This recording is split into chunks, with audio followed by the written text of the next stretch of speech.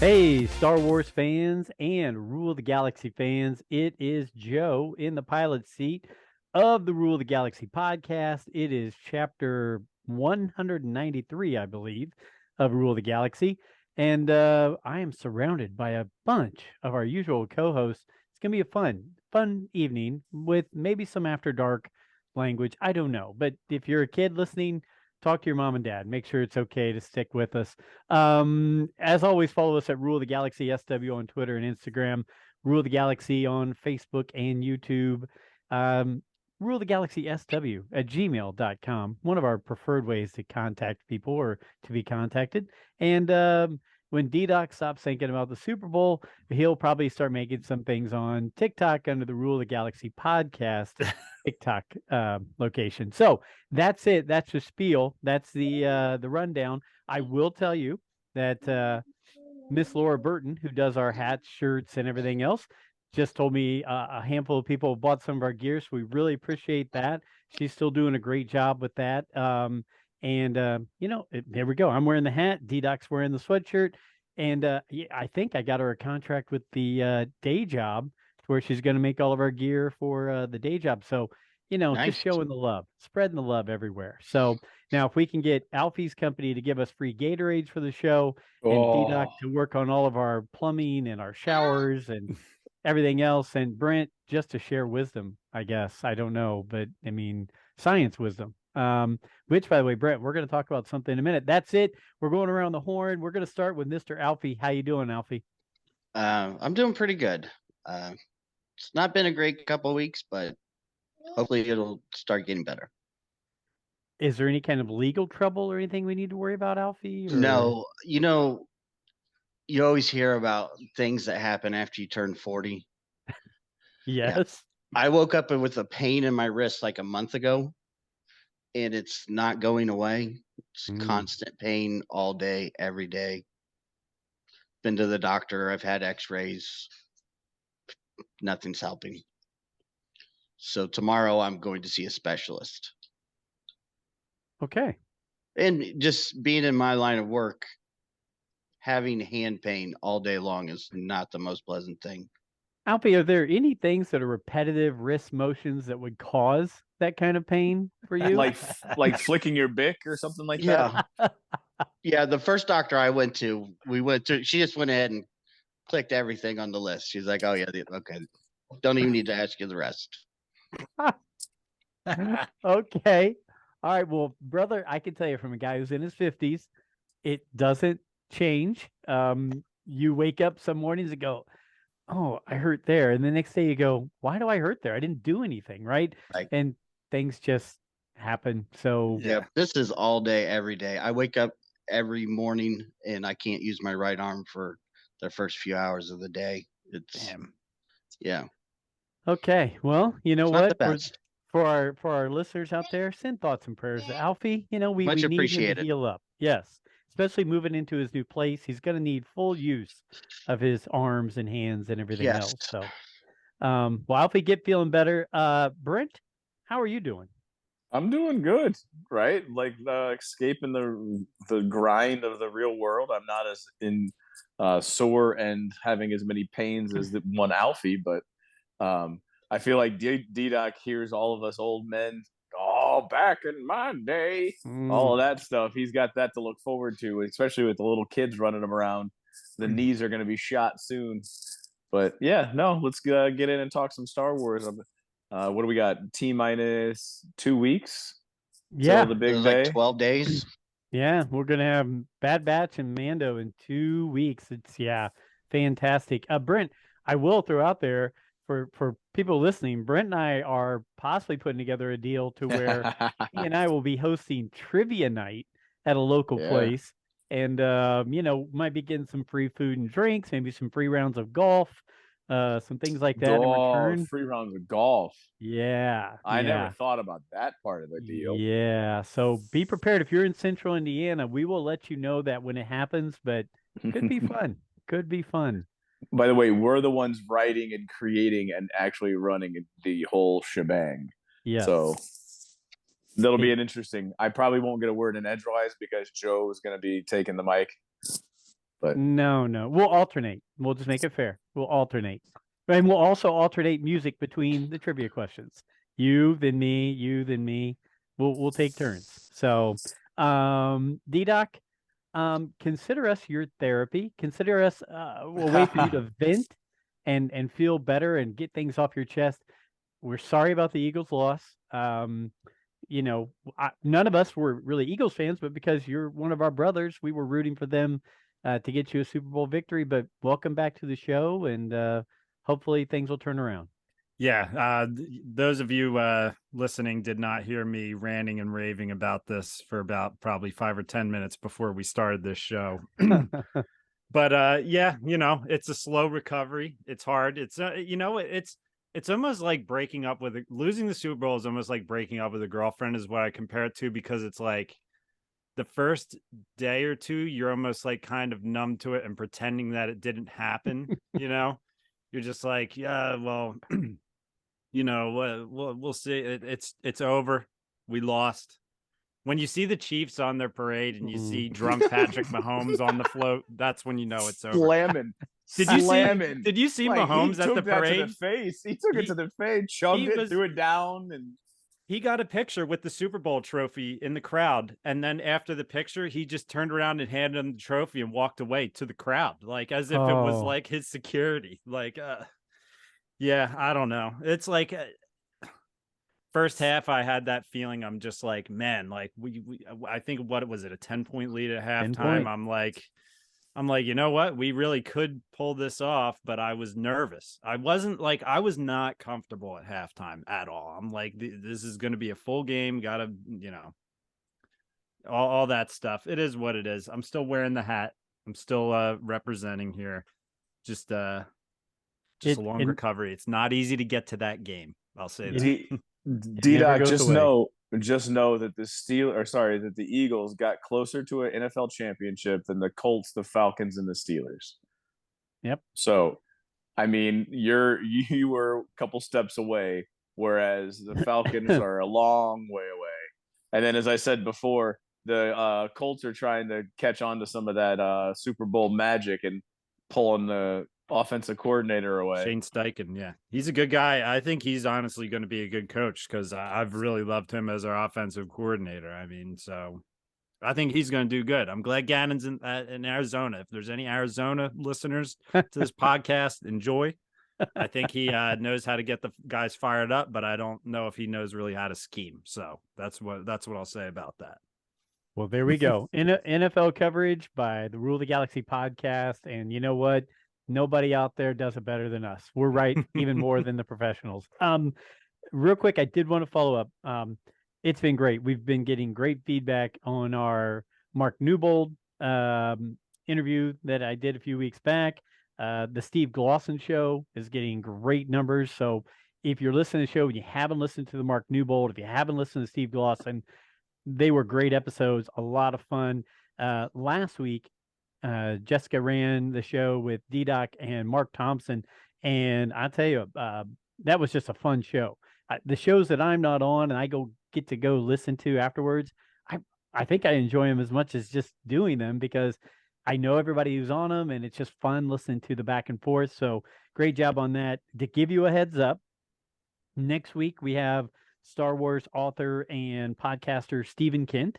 And he's great. He's going to probably throw some political things in there. You know, he's got a lot of good content.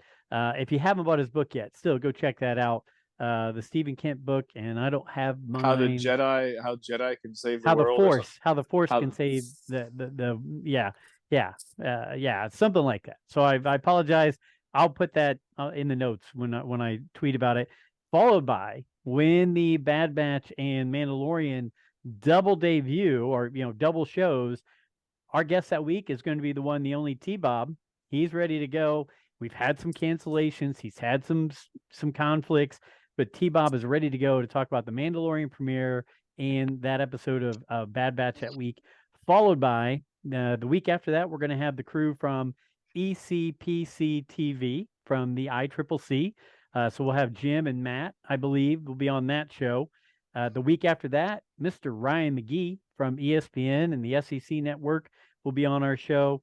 And then a few weeks after that, Mr. Michael Havens, the owner, the runner of the ICCC, the ICC Con, he'll be on to give us a complete rundown of everything that's going on with that.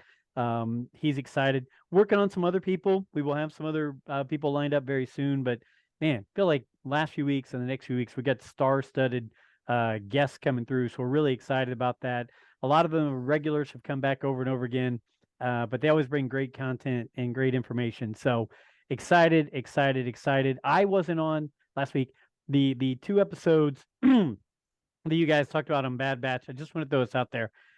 The back-to-back, the double episode thing, man, some great content, right? That was what was that, 2 weeks ago, last week? I don't think I've got a chance to talk about that, but just really like that and excited where it was going with those storylines right there. But before we get into Bad Batch this week, there's plenty of stuff to talk about and different topics, different discussion points that we've been bouncing around in text messages. The first one was, did you guys see they're announcing some major changes at Galaxy's Edge with the Galactic Starcruiser? No? Yes? They've already done a discount plan, $700 off per person for the stay and all this kind of stuff. They've already started blocking out days where they're not going to be even open and running it. But I read that there's going to be they got some permits. There's going to be some construction changes going on at the Galactic Starcruiser. Some changes in the interior with some things going on there. Of course, Disney has not said what those changes are, and it's not really getting out there on the public very much. But just the things I was reading, guys, we've talked about it. The numbers aren't great. I think we have all said we'd love to go try it sometime, but not at the price point. But they're definitely, and I think even Scott Rifen said they're starting to let you use Disney points, the club memberships, to now use that to go towards the thing. So any thoughts on the Galactic Starcruiser that we haven't already hit? Have you heard anything more of those kind of things that I was talking about?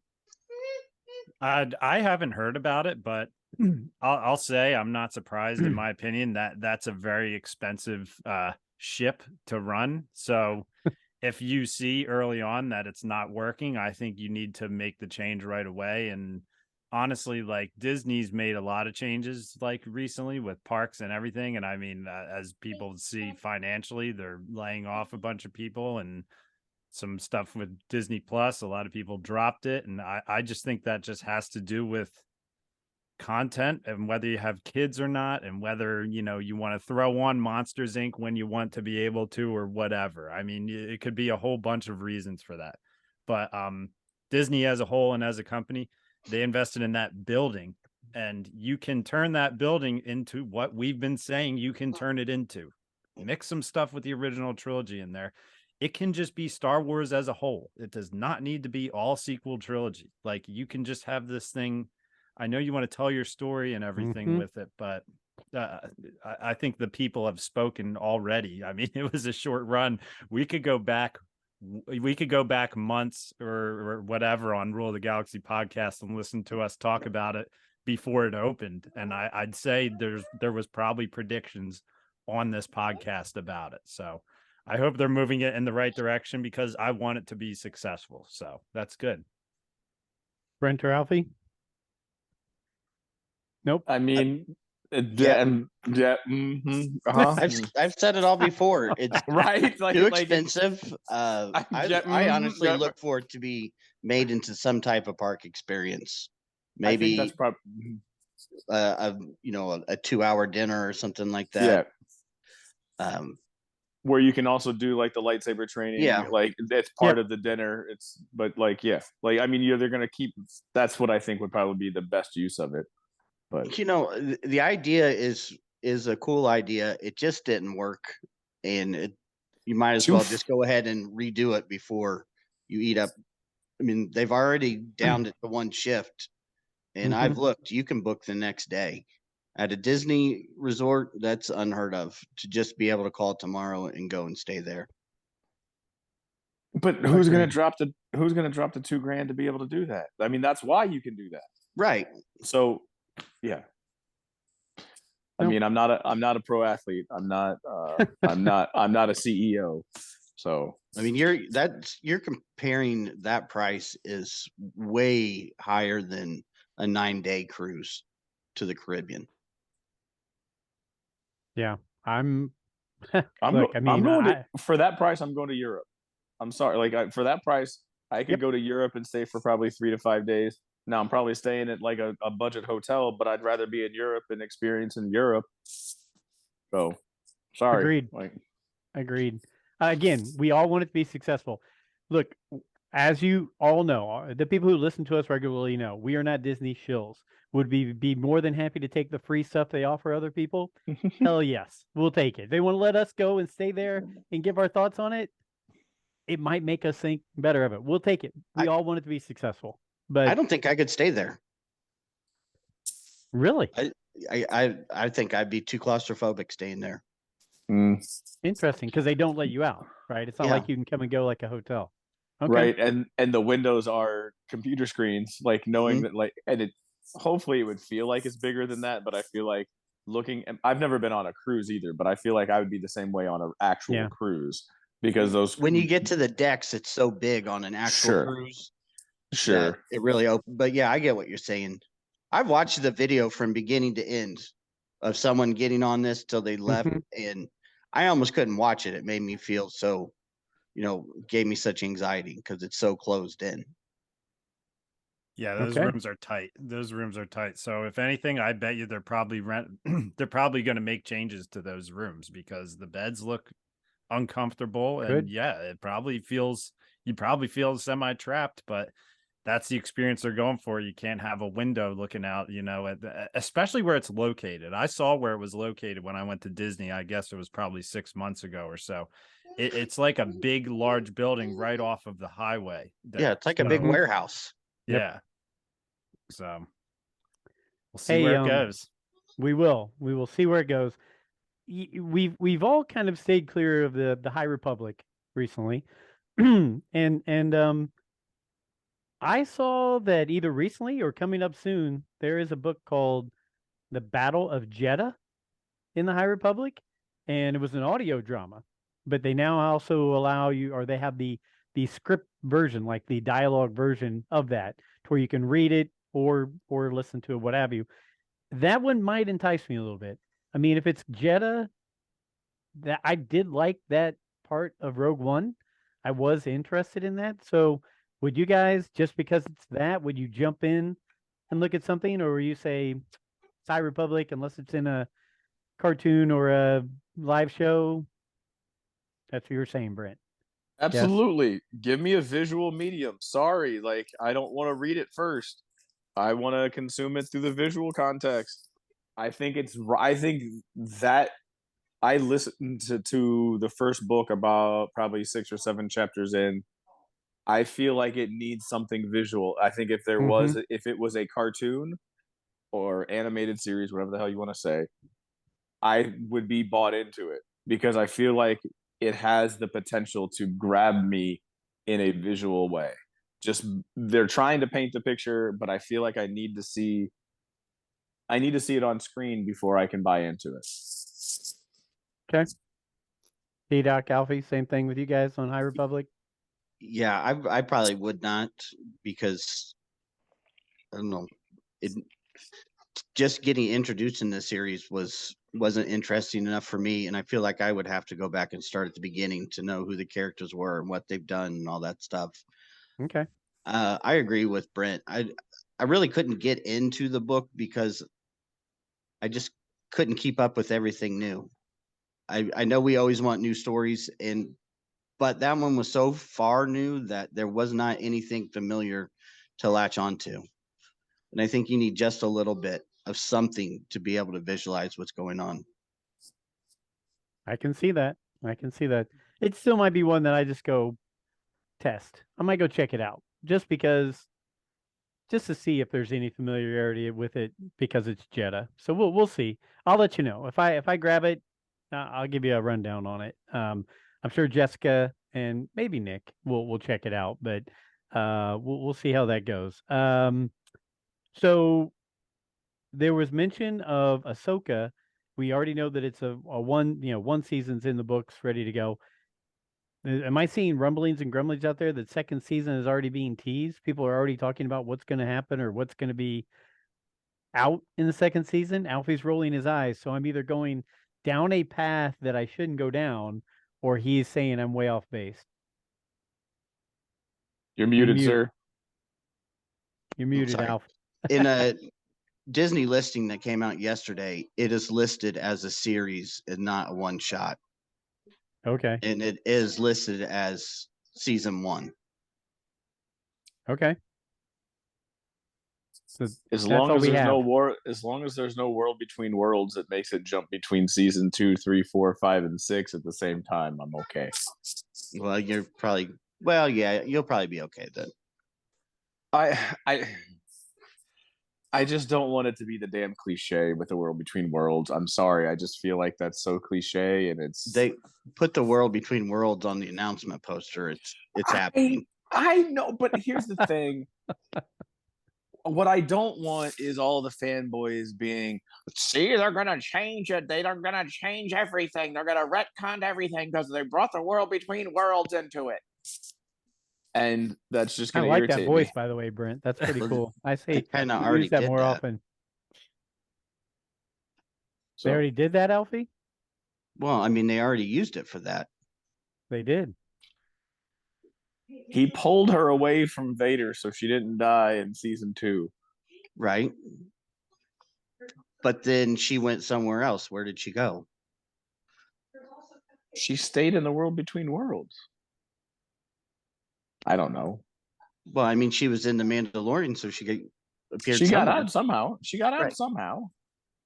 Look. Nobody's I hate. You just don't want the constant. This is how they bring back Ben Solo. I don't. Alfie. It's not just Ben Solo. It's like they're gonna change all of the sequels to the way that I like it, and then if it doesn't happen, oh my God, they don't even know what they're doing with this. That's such a weak argument because he's already. I don't mean what you're saying. I get what you're saying. I'm saying people saying that because he's already laying, the groundwork to the sequels. Mm-hmm. Right. That's what I mean. And like, it's so. If it's done well, I can deal with it. But what I can't deal with are the fan base. Those that are devoted to the world between worlds and those that are devoted towards retconning and changing everything, because there's a segment of the fandom that's out there. It's on the social blogs. It's out there. Mm-hmm. They're very vocal about it, and I just don't. I've said this I think I've said it early on, long time ago. It's art. I think we've talked about it. It's art. It's out there. We have. You can interpret it however you want to interpret it, but let the art stand as art. Don't go back and change crap. Now, then you're going to argue with me and say, well, they changed Kanan's the way that Kanan in Order 66. They changed this from the. They changed this from this book and comic to movie. Yeah. They changed this from the Ahsoka book. They changed this from this book. They changed this from that comic. Right. So I know that there'll be people saying those types of things, but I don't know. Like, just let things stand the way they are. I would say people should die and things should be left where they're at, and you can build towards the sequel trilogy and lay the foundation towards it, but I don't think you need to change it. I think you're going to be very happy with the use of the worlds between worlds in this. If it's connected, like everyone has said and hinted towards, that I'm hoping that the world between worlds is what connects them to like Dathomir and like the other regions, right? So she goes to the world between worlds to get to those other regions to find the space whales and Ezra and Thrawn. If that's what happens, I don't know. Thong or Thrawn? Thong. Let me see that thong. Hey, thong. I have a question when it comes to this, because I'm a believer that Adam Driver will say no, never to anything Star Wars related again. That's I think he's, although as we said, when the cocaine's a hell of a drug. Yes, and also I would say the Hasbro money runs out but since they're not making any characters of him, he never got any Hasbro money really anyway. But where in the timeline would you like? We know where they took Ahsoka in the world between worlds, like where they grabbed her and pulled her out of. Where would you see them grabbing him and pulling him out of the current running of the shows and movies to grab him before it gets to that point? Where would you think that would be the proper way to do that? Does that make As sense? he's falling down the pit. But didn't he come back to help her at the end? I mean, did she need his help to defeat the Emperor? Was it just her on her own? Did he? I can't remember. No, he did. But you were asking where you essentially then you can't bring him in through the world between worlds because he has to climb back to the top and help Rey. And from that moment on, I don't really think because then he force heals her before he dies. So yeah, so that's what I'm saying is if you bring him back at any point, we're going like Back to the Future style here. Where does it affect her fight with Palpatine, her being force healed? Now that's only if we go by Back to the Future rules. If we go by Marvel rules, it doesn't matter. It affects it. They said that going back and changing the past can't affect the future. Then why did they go back and put the stones back? It's a time heist. It's a time heist. But Scarlett Johansson couldn't come back, remember? Right. Well, Agent Carter didn't want to come back, and that's why he wanted to go back in time to go see and be with Agent Carter. Right. I love this. This is fantastic. But they had to go back. They had to go. So they stole the stones. They had to go back because they put them back. Right. They had to steal them from a certain point, and then they had to put them back not to create multiple timelines. So they had to put them back where they got them from. Okay. But when they have the discussion, they say that you can't go back and kill baby Thanos because future Thanos has already wiped everything out. So again, it didn't make any sense to me either. So going back to the Ben Solo thing, I like Back to the Future rules better. If Disney ever said, "Hey, we're going to make that 10, 11, 12, and we want to bring Ben back to be with Rey in that trilogy," there's no real way to bring him back. Why can't he just be another chosen one that's born by the Force? Well, but I'm saying he dies off at the end of The Rise of Skywalker. So it's a movie about space wizards. Just make up something. So somehow Ben Solo returned. Yeah. Okay. I have to say this, that in Avengers Endgame, every time they talked about that time heist and how Back to the Future doesn't work that way and everything, I've never spoken it out loud. I just pretend that I understand what he's saying when he's saying that, because I'm like, I don't know why it doesn't work like Back to the Future. We should have fading he was saying that the here future can't affect the past because it's already happened. So you can't stop it from happening. Yes, but once you go back in the past and affect the only future, it should reason affect the future. Like, I don't why know. they defeated Thanos was because it was Thanos from the past who came to the future. Wow. Okay. I'm loving this. We're opening up our eyes to new things. Okay. Interesting. Well, so going along with the storyline of Ahsoka, I read an article the other day that said 2023 will change our views on the sequels, meaning the Mandalorian and Ahsoka series will have things in them that will start making us see the sequels in a different way. Do you agree, disagree? Do you think that's possible? I mean, that's what they want to do, correct? But can they do we know off? do we know for sure that that's what they want to do? I mean, I can't sit here and definitively say that I know what Filoni and Favreau want to do, right? I can't sit here and say definitively that's what they want.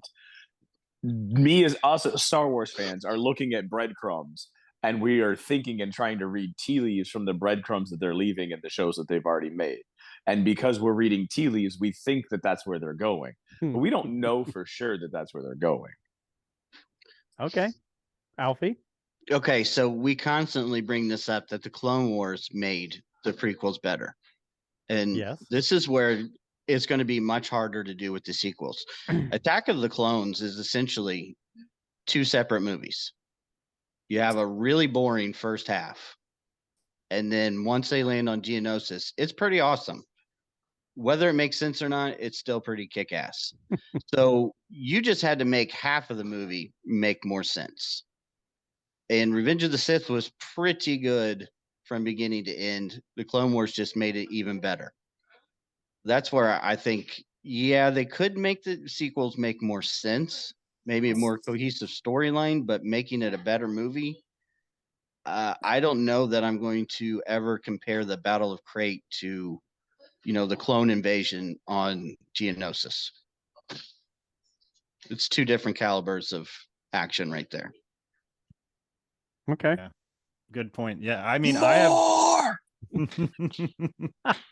It makes a good meme. There's plenty of good memes from the sequel trilogy. Yeah, I think that they have a good chance to do it. I mean, I have full faith in Filoni and Favreau, honestly. And I mean, what was that story someone recently sent us where Favreau, threatened to walk if people didn't start meddling in his business? I mean, I know that was in the Rule of the Galaxy group text. Yeah, that was me. Mm-hmm. Yeah, which I was kind of surprised to see. But honestly, that man just got a star on the Walk of Fame. He's done some damn good work in his career. And I think the 2 of them just have their finger on the pulse of Star Wars as well as a lot of people think they do. So I think they can pull something off. I mean, the biggest thing, and Alfie's made a great point of it, is the First Order. What did they want to do? How did they start? What's going on? What was their goal? Mm-hmm. It'll be really weird to see Mando transition into that. Like I can't picture it. Maybe they won't go that direction. Like, is that even a possibility that they're just gonna shorten the timeline before? I mean, I guess you they can't really are going have there. you can't really have them be completely disjointed, though, right? I mean, we're going in that direction. So if you go in that direction long enough, something has to overlap somewhere. You can't just go, oh, we're going to tell this story, stop, and then all of a sudden this whole other story starts over here.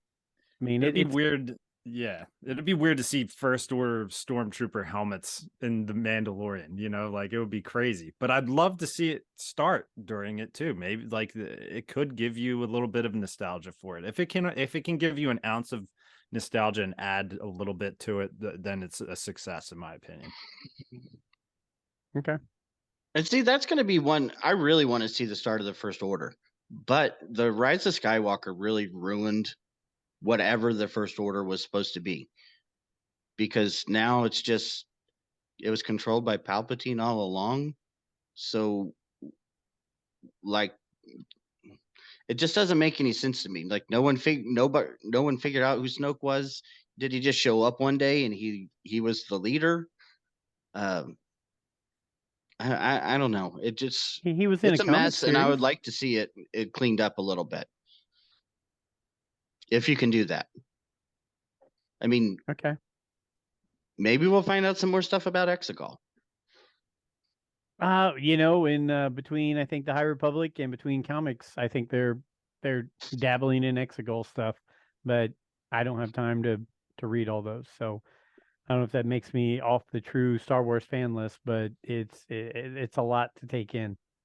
So if that puts you off the true Star Wars fan list, then I shouldn't even be on this podcast. Okay. All right. So bounce around a little bit. It keeps going back to the sequel kind of thing. We'll stick away from that real quick. Let's go in a different direction. How many of you guys have seen the new Avatar movie? DDoc, Brent, Alfie, have you seen it? No. Me either. DDoc and Brent. We are a Star Wars podcast, but I like to mingle in little other things here or there. Maybe some education for Alfie and I. How much did you like, dislike? the new Avatar movie? Was it good? Was it as good as the first one? Was it something you could see them building on and doing all these other movies? Quick thoughts from you on Avatar. Do you want to go first, Brent? Do you I got thoughts mean, ready? I kind of like. So here's the deal. Like, went and watched it. I enjoyed Avatar. I enjoyed The Way of the Water. So basically, it's Avatar underwater. It is essentially the same movie, almost identical plot lines, except for take out the forest and put in water. It's still amazing, and if they don't put in a water ride, so the Flight of the Banshee, if they don't let me hook up to the underwater sea creature and fly me around under the water, then that's a loss on Disney's part, because that I would ride that ride also. But it's exactly the same one. And when we left the movie, I don't know if it was I don't think my daughter was with me, but like my dad was like, so what are they going to make the next one? The volcano world? Like, so like, I mean, it's like at this point it's like Earth, Wind and Fire. What's going to be the next one that they Yeah. do? Because that's essentially what it is. I mean, it was very much the same story the way that I took it. And however, I enjoyed it. I went and watched it. I would go and watch it again, watch it in IMAX. It's enjoyable. It's like everything about Avatar to me is amazing, but it was the same story. Yeah. DDoc? Yeah. It's a pretty similar opinion to Brent. I mean, visually, it's like the best movie I've seen in a long time. You can just tell that they spend the extra time on the CGI and everything. Like, because James Cameron's a bit of a psycho. Like, he's crazy. I don't know if you guys have ever read any clips from his interviews, but he was just like, yeah, if this bombs, I mean, well, we probably won't make any more, but I got the next like 5 lined up or whatever. But it was good just because they added the wrinkle, and I won't get into spoilers as far as plot line goes, but they added the wrinkle of them having kids and the family aspect of it, you know. So like that definitely changed things, and it was cool to see Jake Sully's story a little more. It was funny because I saw an interview with James Cameron saying Jake Sully hasn't had the chance to be Luke Skywalker yet. Like, he actually brought a Star Wars reference into it, and he's just like, you know, he's like, I'm still writing this story. I haven't given him that chance yet, and you know, we need to tell the story. So it was like, that was definitely kind of cool. And I don't like 3D movies that much, and this is one that I saw in 3D, and I thought it was excellent. So I wasn't surprised when it started bringing in the money, because you know, after I saw it, I went, people who asked me, is it worth seeing? I said, yeah. Like, I mean, we talk about like being entertained. Like, Brent, you would say you were entertained by that movie, right? Like, it was entertaining. Like, yeah, but I also have a low bar for entertainment, to be honest with you. I am entertained by 95% of the movies, and almost everything I see in a movie theater, I'm going to tell you, is a B rating, if not better. So I get entertained because of my whole thought process, dude. I go there to escape.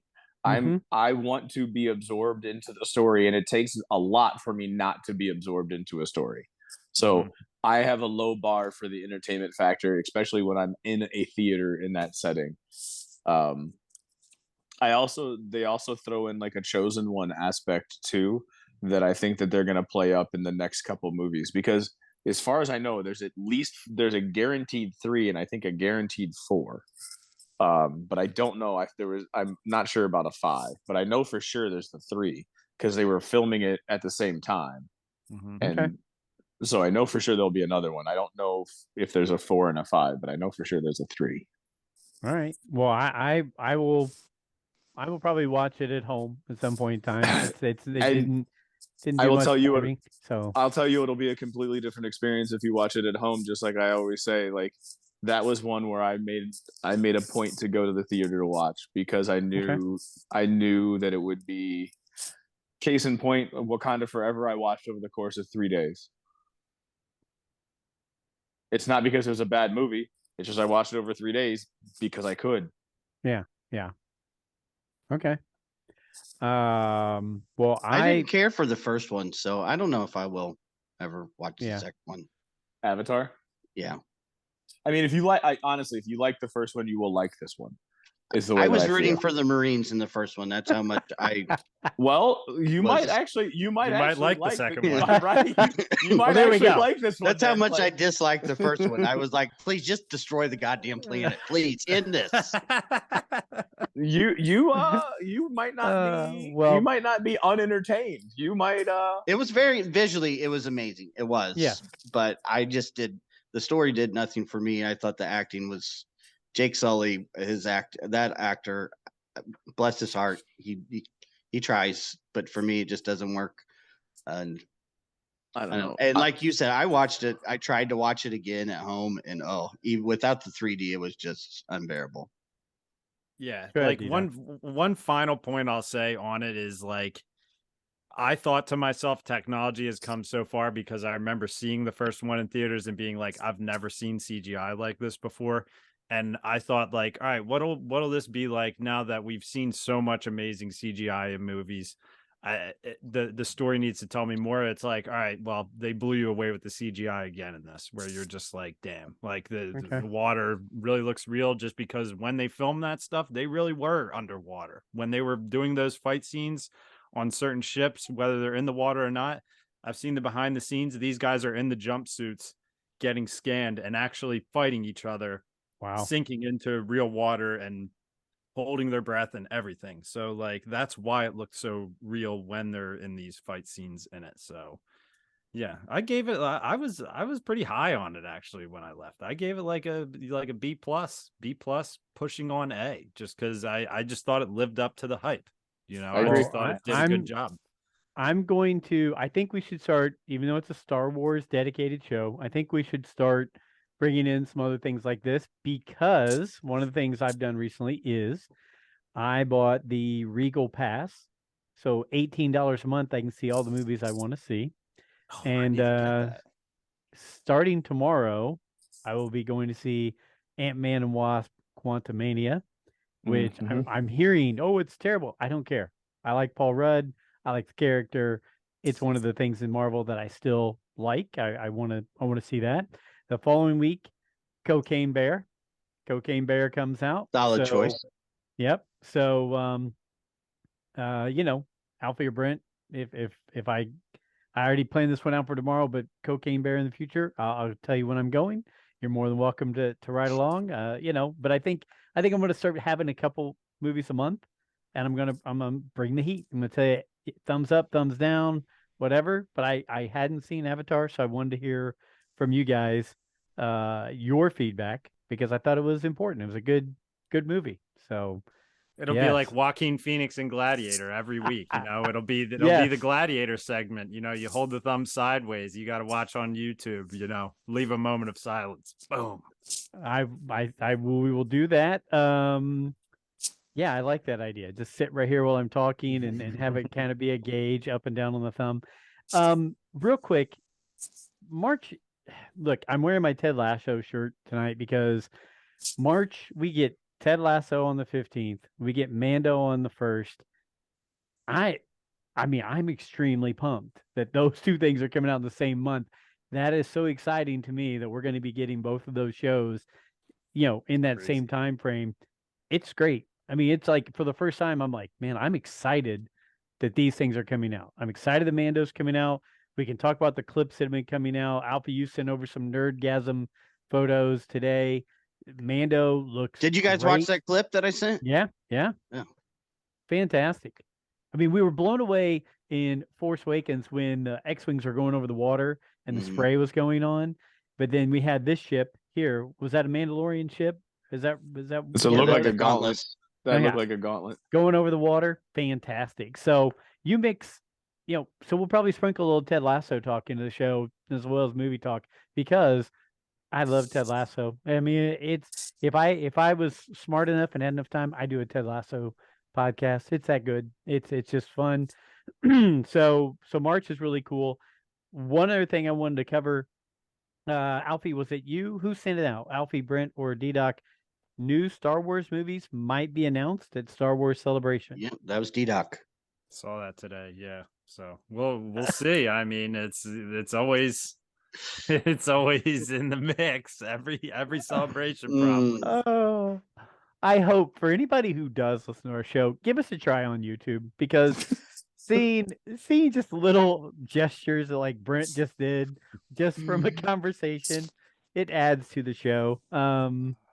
Brent, you're kind of fed up because you don't want to know. You just I want to, when it don't happens, care it happens. because it's not gonna happen. It's going Or- to. It's going to. When it's actually going to the theater and I see trailers and it says on December 24th or May 13th, then I'll care. When you're telling me there's a chance. It feels like Dumb and Dumber. You're telling me there's a chance. Well, we will have friend of the show Mark Newbold at Celebration, and we will have crew member of the show, Jessica. Duchess dropped that. They're both promising me they'll give us great coverage of the celebration, since we're not going. But I don't know. We'll wait and see. I'll cross my fingers. Look, I don't care what it is.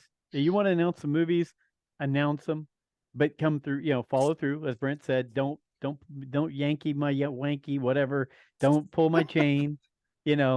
Donger need food. Don't flick your bick. Give me the real stuff. Are you referencing 16 Candles? I am.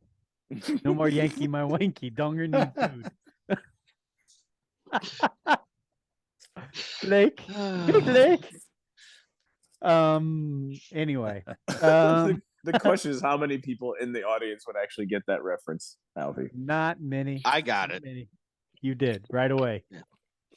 I I read an expansion on this today, and what we may be getting is some solid news on the Lindenhof project in the state of, how do you say his name? Taika Waititi. Yeah. Yeah. I thought that was dead. It's still in development. That's what I'm telling you, DDoc. if you follow the movie business, development on movies can take 15 years. Black Adam. Right? Like, it can take forever. Not everything that you talk about. There's probably 45 projects that are on a shelf with their Star Wars projects. There's probably 20 in development that they don't talk about. Like, it. Now, did you see, though, what Iger said recently, though, that they are going to double down on Marvel and Star Wars, which makes me excited and nervous at the same time, because it's like, you've already been giving us a lot of content, and some of it hasn't been the best that you've ever, I love our shows and I love to watch them, and I love that it gives me that escape from the world. But sometimes you sit there and think about it and you're like, was that the best? Like, I don't know. Like, that's what we do here. But I don't know. I think Iger is once again hitting the pedal to the metal on a movie, which is what he did with the sequel trilogy. I just hope they're doing it the right way. Mm-hmm. Right. And he's also just do one. Don't do three. Mm-hmm. Like, do 3 separate movies. Don't make it a trilogy. But he's also the one who wanted the line, somehow Palpatine returned, or at least he had to get, he wanted Palpatine in the movie, so they had to come up with a way to explain how he came back, right? That was Bob Iger decision. That was him saying that we need this because it'll sell, to try to save this franchise, or to try to save this movie series. Okay, I'm going to throw something out there. This may be way off base, and I wasn't planning on talking about this, but you brought up the Palpatine thing, and yes, we're going to talk about Bad Batch in a minute. But when they sat and looked at everything, and they said, we have to make a baddie that really is the baddie for the entire 9, instead of the baddie for a trilogy or what have you, why couldn't we have a goodie for the entire 9? Why couldn't Luke Skywalker be born creating the New Hope at the Revenge of the Sith all through the original trilogy? And why couldn't Luke Skywalker be the goodie all the way through if Palpatine was going to be the baddie all the way through? Just throwing it out there. I know I'm an old man yelling at the clouds and telling people to get off my lawn, but if we're going to go to that well, just go to the other frickin' well. It doesn't make any sense. And Luke could die at the end and train Rey, and she could do 10, 11, and 12. Just my 2 cents, just throwing it out there. Anyway, but sorry. But he can't be the goodie for all 9 because he didn't exist for 3 of them.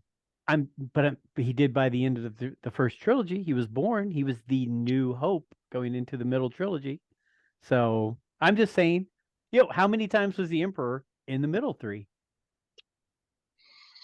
He was in for 2 seconds when it was a orangutan, an old woman, in Empire Strikes Back, and then he was in Return of the Jedi. Really?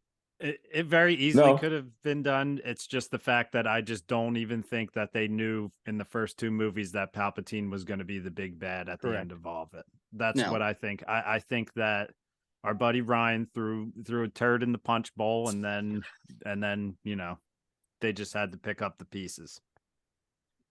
Okay. I didn't mean to take us on that level. It just popped in my head when you brought up Palpatine again. I was like, just made me think about it. So enough of that. Hey, we got a Bad Batch episode, and I know we talk about Adventures of the Week, and I know we talk about filler, and I know we talk about, was it worthwhile? Was it filling? Did it give us what we needed? Episode 9, The Crossing. I'm just gonna say it. I'll start the conversation. I really like this episode. It was different. It was an adventure of the week, but at the same time, I felt like there was more depth. I felt like they were leading us in some directions. And I even sent, I think all of you guys, I think crossing, was it, because what did they cross? Did they cross a bridge? Did they cross? I mean, they went down that path where the deer followed them, right? The space deer, but that wasn't really a crossing. I think the crossing term is, this is where the series crosses over to a whole nother plan. And I hope so. I think her being moody, Omega being moody, Omega missing Echo, Omega thinking, gosh, if they don't miss Echo and he's gone, would they miss me if I'm gone? She's already lost all the Kaminoans who she's known her whole life. She's seen loss and war in her short time there, and she thinks any of them could be gone at any time. So that you see different growth out of Tech, who you haven't. Hunter, his senses were very strong. So I just feel like there was something where they're saying, we're leaving you on a crappy planet with nothing around except a storm heading your way. And I think 10 through 16, the storm is coming and there's going to be things going on. It's just my personal opinion. That's what I left with, is there was some depth. There's some good storytelling. There were some interesting things. The visuals under the water, all that stuff were beautiful for an animated series. But that's where I am. Somebody raise your hand and tell me who wants to talk next and either rip on me or say some comments about the show. And I'll go. DDoc starting us. Go, DDoc. I'm right on that path with you. I'm pretty high on it, honestly. I thought it was a good episode. I was waiting for the Lion King music to start playing when that herd was coming through. I thought freaking Wrecker was going to die like Mufasa underneath the hooves of all those guys. Was that not pure Lion King in that scene? 100%. Lion King. Jurassic Park. Yeah, it could have been Jurassic Park too. Yeah, that's true. I just wanted to throw it out there, but yes, it was Lion King. No, you're right. But those were both of those were the same. It was like the Jurassic Park scene too. Yeah, I got a little nervous. It was like, I'm just gonna flow into it and just throw out random points. Yeah. But like, it wasn't an episode that I expected. I was kind of nervous there was going to be a big drop off after that double episode, and I don't know. This, as Joe was saying, this kind of got into the emotions of things, and where are we at? Like, how do we feel about each other? Like, Omega's like thinking like, we're in this together. We're a family, right? Like, but you really don't care that Echo's gone, which is also leading me into what was said on World of the Galaxy a while ago about Echo Base. I believe that's a thing that is happening. 100%. Yeah. Was the soundtrack different in this episode? It was very Western, wasn't it? I felt like Cad Bane was going to show up. Did anybody else think that Cad Bane was going to be this when they heard the music? First thing I was like, damn. Yeah, with that guitar. Yeah. It was going throughout, and I'm like, this is interesting. Like, they definitely put thought into that soundtrack. So yeah, I mean, it was I really personally enjoyed it, and Yeah, it brought out a lot of emotional layers to the story, I'll say, and where Echo is, or where Omega is thinking about everything. I mean, Omega is kind of becoming the main character, really. I mean, I know she's always been a focal point, but like she's really becoming a main focal point of a lot of situations in this show. Alfie or Brent? I Brent's like got this the episode. face. It was fun. I agree with everything you guys are saying about, the turning point of the series. I just think it's taken too long to get here.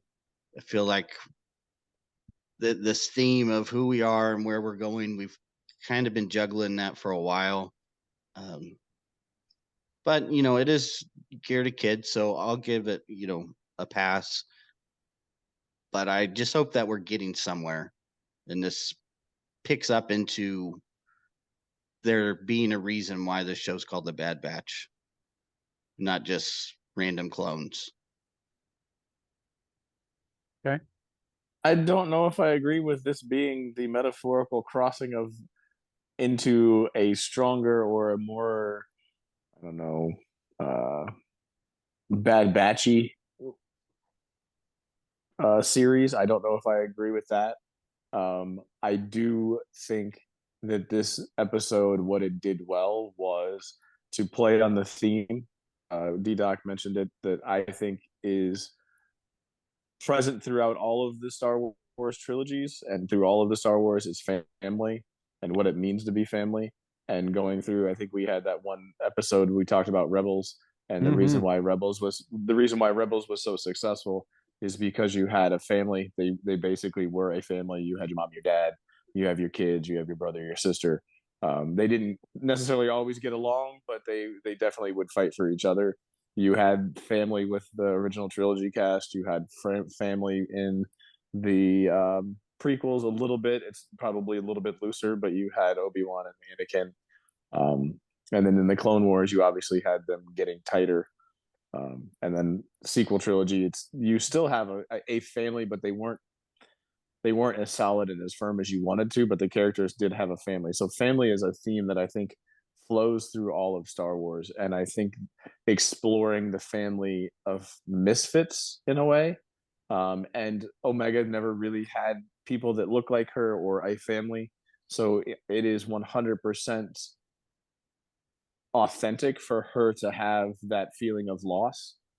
It is also, what it did well was showcase people with an autism spectrum disorder, because the way that tech, the first thing I said was autistic, the second thing I said was C3PO.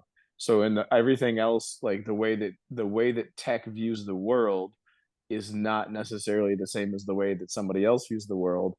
And they had that heart to heart after they went through the tub, and tech basically saying to her, just because I process the world differently doesn't mean that I don't miss him just as much as you, which is 100% somebody with an autism spectrum disorder. That is exactly the thing. They are as 100% on the same level as everybody else. They just process and see things in a completely different way, and they need people to help guide them through that. Right? I think Big Bang Theory showed us that too. Like you need to have a couple of people be your guides to show you that, yeah, you know what, you can have those feelings. That's what that feeling was. Like they don't know what that emotion was. He's so technical. He's so blunt and so straight that that's the way he sees the world, and he doesn't know how anybody else doesn't see the world that way. And it's hard for him to understand how somebody else doesn't see the world that way. And he needed other people to show him, you know what, there's other viewpoints and people see the world differently than you. So Brent, I think, go ahead. No, I love that you're bringing that up, and the reason I love it is, it's not something I've ever had to face in my life, in my family, and also, I've heard multiple people on social media mention exactly that. So I wasn't going to bring it up unless someone on the show did, because I didn't want to steal thunder of something I just read on a tweet or whatever. The other thing I saw a lot that I'll just throw in there since we brought it up is divorce. somebody said this is like being a divorced kid because you've got these parents who are here, but another one chose to leave, and all these kind of things. Look, I watched the show twice. Neither of those things crossed my brain at all because that's not something that's affected me. Exactly. So when I watched and I heard people say that, and then I heard you say that, I went, wow, never crossed my mind. But it wouldn't cross your mind because again, you haven't been exposed. It's not something that's there, but it's giving somebody who might not have somebody to identify with, somebody to identify with now, right? So somebody who is watching this sees themselves in those characters, right? Because you talk about entry points, you talk about everything else. Like Big Bang Theory did a wonderful, like, to bring awareness of autism spectrum disorders, did a great job of making that people felt like they connected with somebody from that show. If you are 7, 12, 13 years old and you just started watching this show, now you have somebody you can identify with because they have the feelings that they think similarly to you. They have those same kind of divorced parent situations. Divorce never came up to my mind, but I also understand that she's never had a family, right? So I looked at it from like, I can understand that loss of like she's lost somebody that she cared about deeply. And so that I can see, but no, I didn't think about divorce. But then again, I've never been in a situation where divorce was a part of my worldview. Yeah. DDoc, Alfie, we just brought down the hammer on a little bit of stuff there. Any thoughts or any weird or different things that you thought or saw in it? Or heck, you could just say, hey, I hate Sid. I don't care. Whatever you want to. I mean, but you brought up Rebels, and I think, on my point, this is one of the things that I really keeps me from getting into this show so much. Yes, it's fun and I do enjoy it, but Rebels did a much better job of making the characters relevant to each episode. And to me, I feel like most episodes of the Bad Batch, they're just there. And it's disappointing to me because they're such cool characters. Mm-hmm. They should be doing more or playing to their abilities more in the story. I mean, Echo left, but what did Echo ever really do each episode? I mean, him and Tech were basically the same guy, right? Yeah. Like, Echo opened the door. That was like his thing every episode was, I can use my robot hand to open the door. But now that as I've sit and talked about this, I almost feel like, and I keep going back to maybe the first or the second episode, I feel like this is kind of a Tech centric. You're seeing a lot more Tech arc throughout the whole series. Now they jump in and out, but like, yeah, it's real Tech heavy in this first half.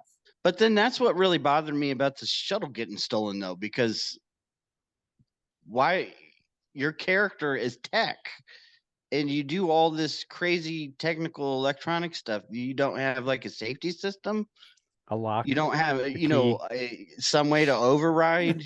You're freaking Tech. This is your personal vehicle.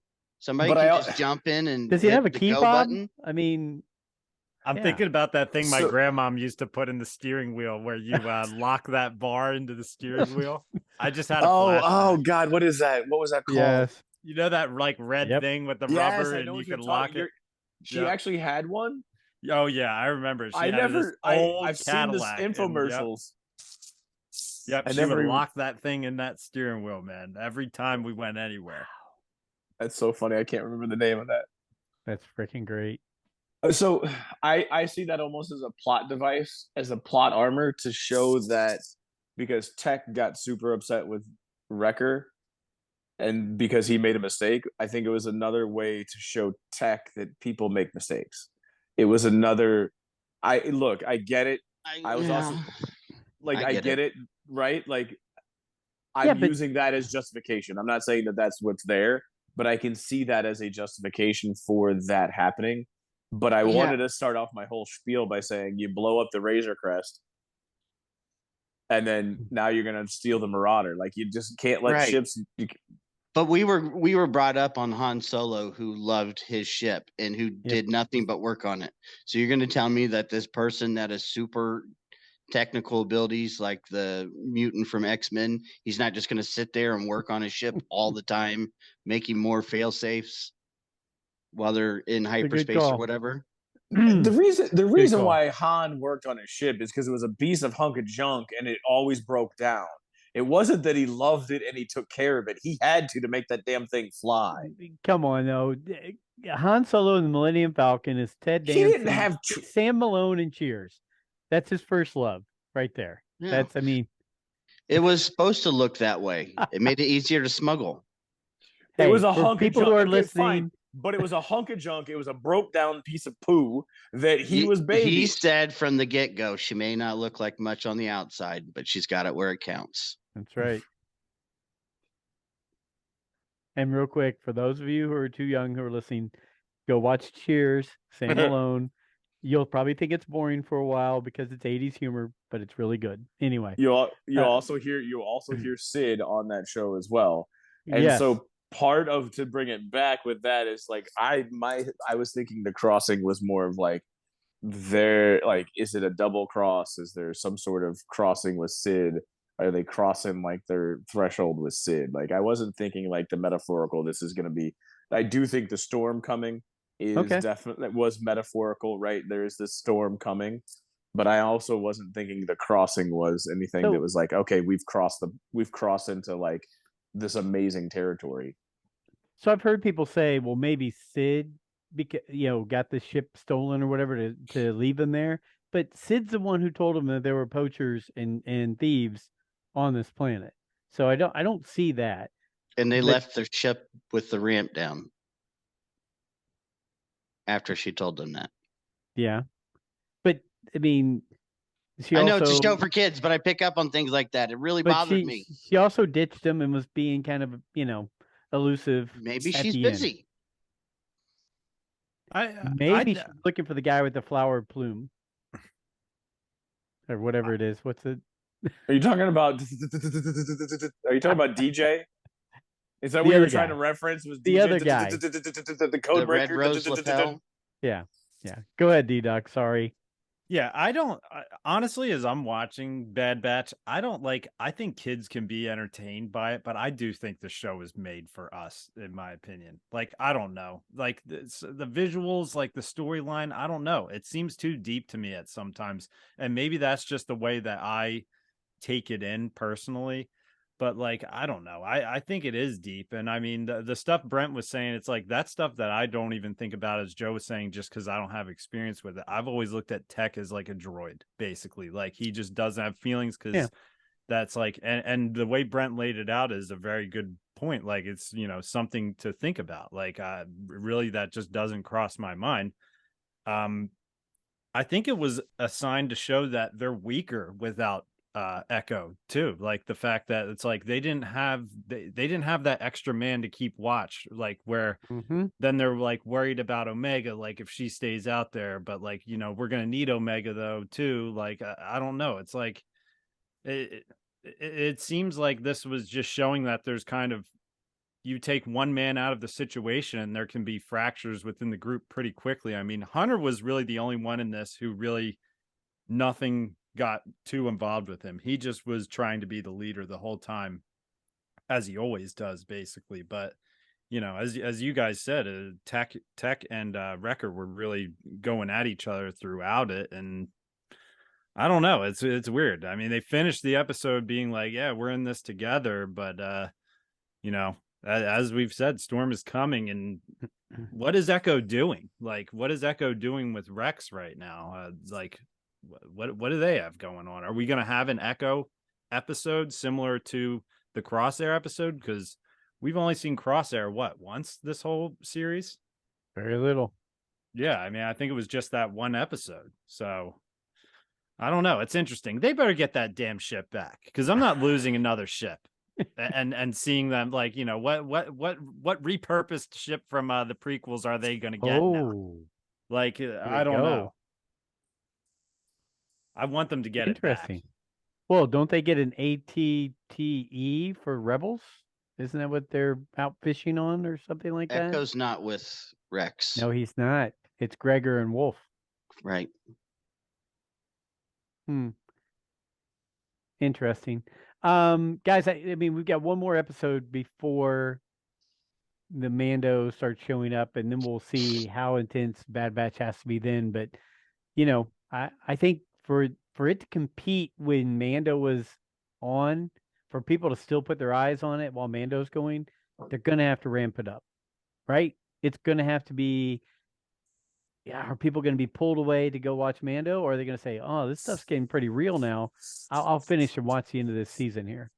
I don't think it matters because it's two different populations. The people that are going to get pulled away and not watch it are the people that were Mandalorian fans. Like the people are going to tune in to see Grogu, and those people are going to tune in to see Grogu. The people that are watching the Bad Batch are the guys like us and the people that listen to us that are already watching the Bad Batch. I've talked to about 10 people, not 10 people. There's 3 or 4 people at the school that I work at that are Star Wars fans. Talk to them about Andor, ask them about Bad Batch. They have no idea, no care in the world. It's like Bad Batch is a small segment of the fan population that watches it. It just is. And it's kind of reserved for those that are super fans or fans with kids that should try to get their kids in, right? Like, so I don't think it's actually going to compete at, like, it's not going to fight for viewership, because I believe the people that are watching Bad Batch will watch Mandalorian and then turn on Bad Batch right after the Mandalorian's over with. Okay. I know I will. I mean, but I also correct. I believe that right. That's what I'm saying. And the people that listen to our podcast are going to be doing the same thing, right? If they haven't already. Mm-hmm. So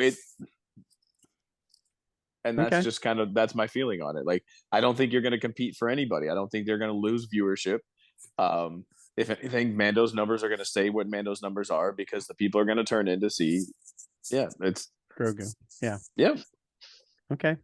All right. Well, let's go around the horn. We'll go around the horn and finish things up. You throw a topic or anything you want to talk on or hit that we didn't cover, anything like that. I'm going to go in reverse order. DDoc, I finished with you at the beginning. I'm going to start with you at the end. Anything you want to hit on before we break away?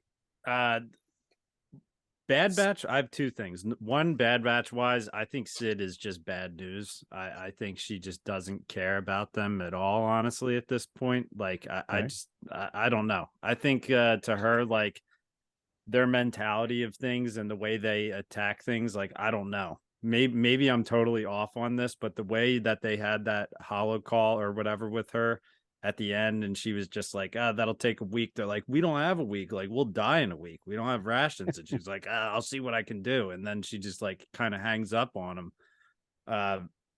Yeah, I think they're going to start looking at her a little bit differently, I'll say.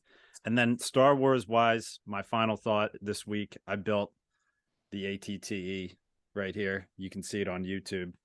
This thing is freaking awesome. It's so cool because you pick it up and the legs are just hanging, but then when you sit it down, it just goes right into position. And it's awesome. And I got my first Commander Cody minifigure for any Lego Star Wars fans out there. Came with plenty of clones. So I'm starting to build a clone army here. So it's bad. I'm starting. My Lego love ebbs and flows. Black Series, I'm kind of like drying out a bit. I'm picking and choosing, and I have a bunch of Legos to be built, and I'm like right back in it now. So I need to get more shelves. And those are my final thoughts for the night. Go Birds. You got it. You got Brent, we'll go to you next. I almost got through the day without toy talk, but we're gonna have some toy talk here. Oh, it's coming. I had to throw it in. Oh boy. Well, so there's also, I played my little board game called Legion. Everybody knows that. Yada yada yada. By the way, Moff Gideon, right? Tabletop. Tabletop war game. So Moff Gideon and the Dark Troopers are coming out for the Empire. They also another cool little thing is they created a force where you can build it's called the Imperial Remnant. So there's some special rules with it, but Moff Gideon is your leader, and you could take a shore trooper and then you could put a heavy weapon from like the Death Troopers in it. So basically it's like your unit is a scattering of the different groups that are still there, right? So there's different ways to build your army, but it's like a haphazard way to build it, which fits the thematic nature of like you could have a shore trooper in with stormtroopers, right? So it's just a cool little thing, a cool little mechanism. But what I was getting at is there's another game called Shatterpoint, and they've showed some information about Shatterpoint. One thing that they've talked about is it's basically a 4 character per team, a primary, a secondary, and then like 2 whatever ancillary character. Yeah. But you could theoretically, and I want to know if you guys would do this, you could theoretically do like Dooku with Ahsoka and have the Clan Kray's Mandalorians be their 4th, the other 2 people. So you could like mix, you have to stay in the same era, but you could mix good with bad on your team, on your squad, I guess. Does that sound like that? That's like on Galaxy of Heroes. You can do that. Yeah, so you can build okay, so it's taking from that in some respects. So that was something that they just talked about. The core set's gonna be released in like March or April. They have an expansion, so like they have the Obi-Wan expansion, which everybody gets all giddy about because the name of it is Hello There. It's the Hello There expansion. It's Obi-Wan. I believe it's Commander Cody is your secondary character, and then it's like some clone troopers, all in like you can paint them up in the 221st or 212th. So yeah, like that's coming out. I was just curious how you guys, if you would mix.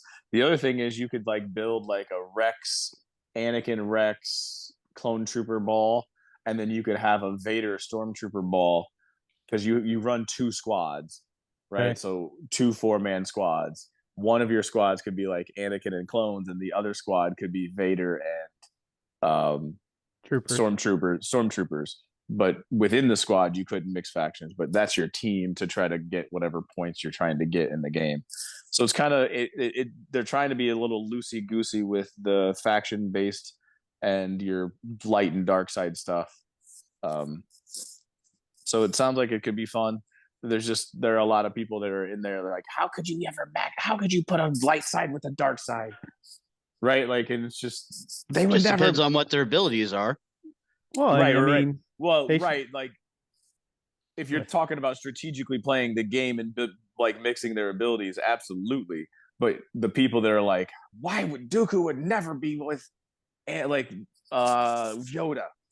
Like they would never be on the same team. How could you put them on the same team? Yeah, they should just call the game World Between Worlds, and then they could be on the same team. Absolutely. Yeah, it's like Schoolyard Star Wars. Pick your squad, basically. It's like light and dark side mixed together. There you go. Yep. It's a pick'em. Schoolyard pick'em. There we go. I like that. So that's the last piece. I enjoy the Bad Batch. I'm thinking the crossing more has to do with like Sid and has to do with that. I don't think it's like this is going to become all. I still think it's going to be flavor of the week until they hit the next double episode. Okay. I'll roll with that. Alfie. Bad Batch, I like it. It's fun. It's a good 20 so or more. Is that you're smoking a marker? Yeah, I don't have my cigar. I'm hoping for a moment like in Rebels. I think it was in season 2 when Hera said that it was time to do something bigger. You know, I don't necessarily want the Bad Batch to join the rebellion or anything. That's not what I'm saying. But I'm tired of them being, doing these little piddly jobs for money. It just seems like such a waste of good characters. They should be out there doing their own.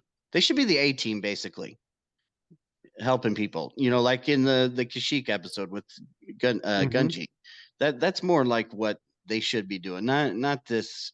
We're picking this up for money and it's going to go bad. And Tech's going to say, this is a probability of this not succeeding. And then Wrecker blows something up. It just needs to be a little bit more to me. And I know it's a kid show, but I'm just hoping that we get just a little more meat in this show. The last thing I'd like to bring up, we've kind of talked about a little bit this week, is the Black Series dying off. I think my personal opinion is you reach a certain price point unless you're making just the most ultimate thing, the highest fan favorite thing you can make, that, I mean, I think they've just reached some limits on certain things. I It's mean, it's just just weird that $30 for a side character that you don't know much about, doesn't right. have anything extra with it. That's a little pricey. It is. To me, the price is the biggest one for me because I'm not paying $30 for the Imperial officer. And if you go back, a year ago, we were all saying, we're the only thing we can find is General Lando, and now the shelves are full, but they're full of just, I mean, not Yeah. really. I hate to say junk, but just characters you don't care to spend $30 on. Go ahead, Brent. I think it is the fact that there is not free flowing COVID money for people that are not working, because when COVID was going on, people were getting those checks and they had nothing else to spend their money on. And if you talk to anybody that collects anything, things that were collectibles went skyrocketed and were hard to find. And anything, like I have friends who were bourbon collectors, and anything bourbon collecting during the last 3 years has skyrocketed. If you are a baseball card collector, people thought they were going to make it rich in the baseball world, in the card collecting world, in the memorabilia world. Anything that was a collectible from 2020 to 2023 went from 1 to 2000 as far as like the exponential growth of them. And money is getting a little bit tighter. People are back into work. Things are normalizing. And I don't think there is that drive to collect like there was, because that gave you an outlet. Because you were stuck at home, you had an outlet, and collecting was your outlet. Yeah. I like that. That's a good Well, theory. but the pre-orders are still, let's say for 2 out of the 8 in a series, those pre-orders are still selling out within seconds. It's just the rest of them that are actually hitting the store are just gathering dust. And did we say on the Glosson episode, this latest wave, they're not even doing any pre-orders on it? They're it's not. just going to be find Yeah. it now.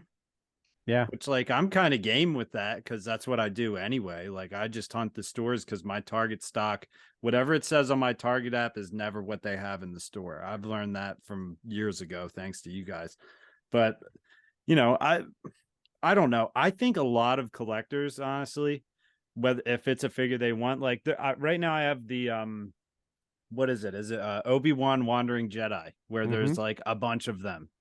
And I think every guy who goes to my Target who thinks the same thing as me is thinking, well, if I just don't buy it at this $30 price point, they're going to drop it to like 17. So let's just wait and wait and wait and wait and see if we can hit it on that day.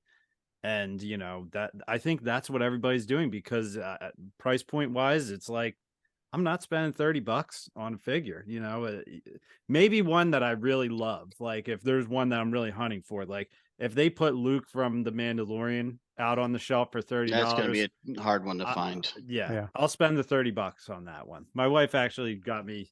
She knows I like Black Series. This is one I probably wouldn't have bought, but it's the New Republic security droid. She got me that for my birthday. Like I'm excited to get them still. But like I was buying them up before. Now I'm kind of more so hunting online, and I don't know. It's just not the same right now. It's a little weird. It's weird. The last 2 waves are all on clearance on Amazon, like really on clearance. They weren't thinking. They weren't thinking with their last couple waves. I mean, right now McFarlane's about to drop a wave of The Dark Knight, where it's going to be Christian Bale, it's going to be Heath Ledger Joker, the Scarecrow. It's going to be, if you get all 4 of the figures, you're going to be able to do a Bane Build-A-Figure. It's like, all right, they know what the hell they're doing. Like, why do they never do Build-A-Figure with Star Wars? They do it with Marvel Legends. Like, how come they've never done that with Star Wars? Like, is it are the costumes too intricate? Like, or is there not that guy that you would do the Build-A-Figure with, or what? Like, I don't know. Lucasfilm controls their label more so than Marvel. Marvel says, "Oh, throw your name on it, we're fine," because they've been doing it and slapping their name on things for years. They are way more loose with their IP than Lucasfilm. Lucasfilm is really tight with their IP. Except for that junk that they sell at Walmart.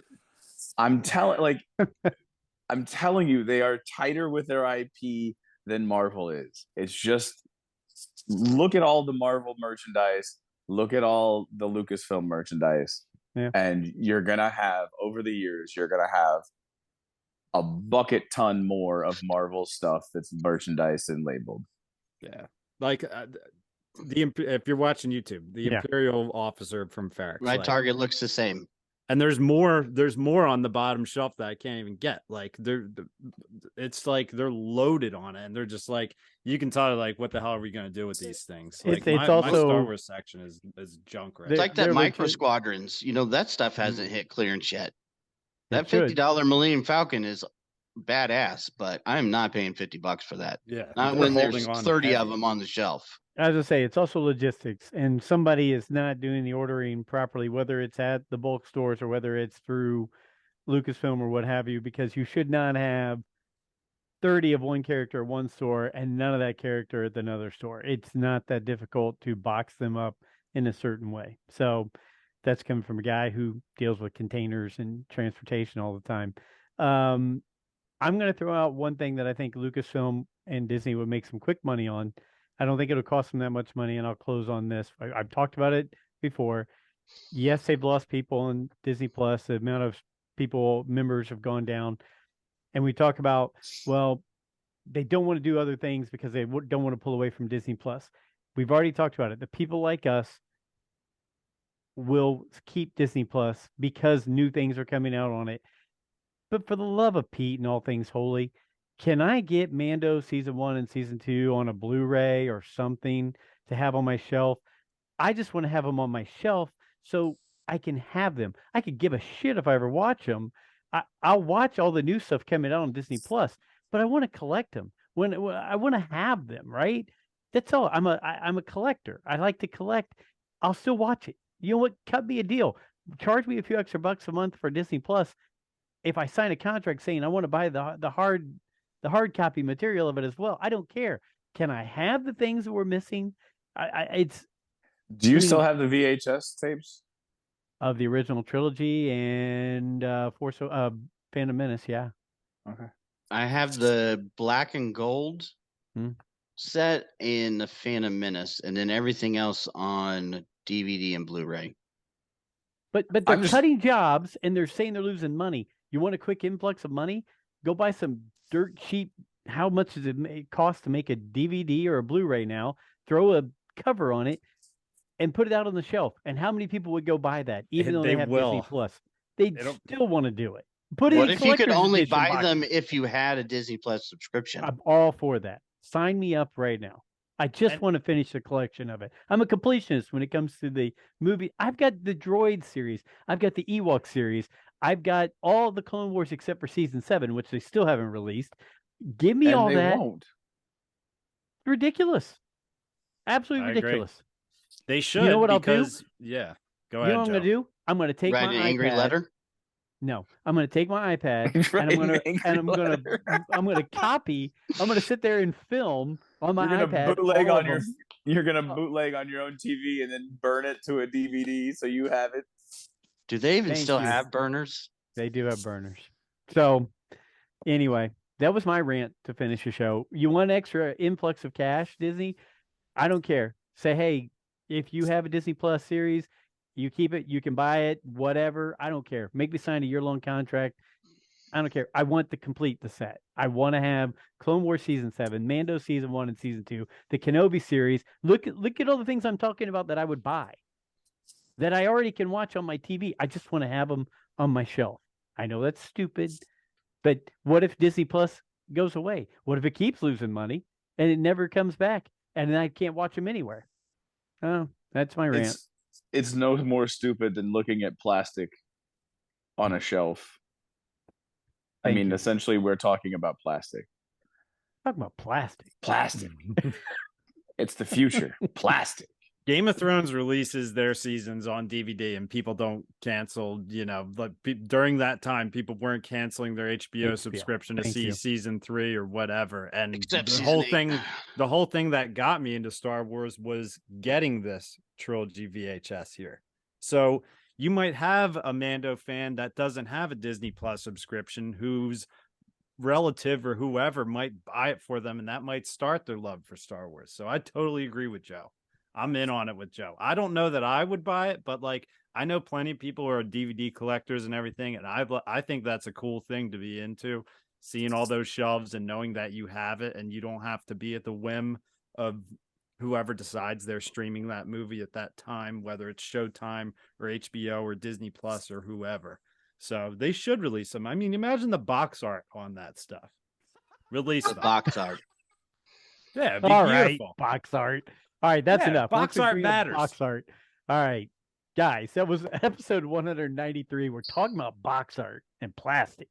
All right, the next NFL season starts right now. Just so everybody know that. And Rule of the Galaxy is coming out with some banger shows coming up soon with plenty of guests. Mando's coming out in 2 weeks. Got all kinds of stuff going on. We're going to be talking movie reviews. It's going. It's lit. We're going in the right direction. This episode slaps. I am so excited for movie reviews from the guy that knows Emilia Clarke from Christmas movies. I know her from other things. You shut the hell up, Alfie. He's cultured, man. He's just cultured. He's cultured. He goes to different mediums. You know, nothing wrong with that. You should watch that movie, Last Christmas with Emilia Clarke. It's good. I've seen that movie. Yeah. Anyway. All right. To all of you out there, the listeners, the followers, the people who are just laughing and saying, why are these four idiots talking? Thanks for being a part of Rule the Galaxy. You know where to follow us. You know where we are. And next week we'll have Stephen Kent on the show. Go check out those other episodes that just were on because they were great. And until next week, may the Force be with you.